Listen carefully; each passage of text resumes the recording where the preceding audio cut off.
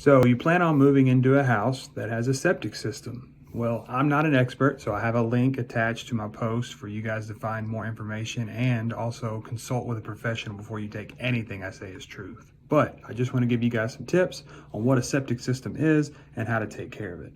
So what it is a tank in your yard. It's where all your wastewater is going to go, and it's going to separate the solids and the liquids.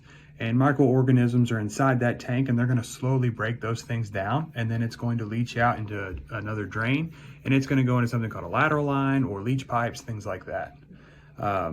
What you want to do is have it pumped regularly. So when you buy a home that has a septic system, you probably want to have that inspected. They're going to look at it, and they're going to tell you how often you need to have it pumped based on the size of the tank and the size of your household.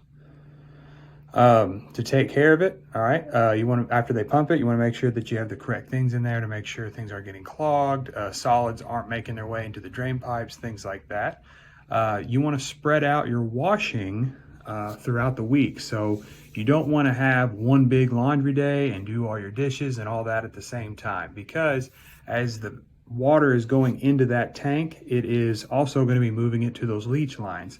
And those leach lines or lateral lines are going to slowly disseminate that water into the part of the yard. But if you're pumping a whole bunch of water in there, it could flood that area of your yard. Also, all those cleaners and chemicals going in there all at the same time could kill a lot of the bacteria and microorganisms that are in your septic system that allow it to break down all of the waste. You don't want to treat your toilet like a trash can, okay? So putting those solid things in there can definitely clog your septic system and the lateral line. So you want to avoid super thick toilet paper. Make sure you're conscientious about what toilet paper you're putting in there. And then also never use wipes if you're on a septic system, or never flush your wipes. If you're using wipes, have a separate trash can to dispose of those. Think about what you're putting down your kitchen sink. So eggshells, coffee grinds, oil or grease that's solid at room temperature, those things can clog up your septic system. So for instance, if you put warm grease down there, the warm grease can float on top, and then once it gets into that lateral line, it'll solidify on a cool day on those pipes and clog those. So you want to avoid those types of things and dispose of those properly.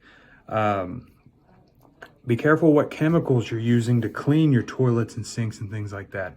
If you're using antibacterial cleaners or bleaches, those can, again, kill the bacteria and microorganisms in your septic tank, and they're not actually going to break things down like they should, and could cause a clog or even worse, a backwash.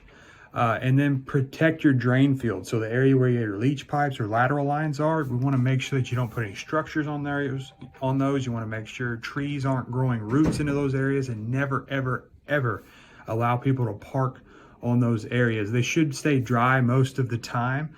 Again, unless you just are using a whole bunch of water in one instance and putting it down the waste. So you want to make sure you protect those areas. So again, I attached a link for you guys to find more information.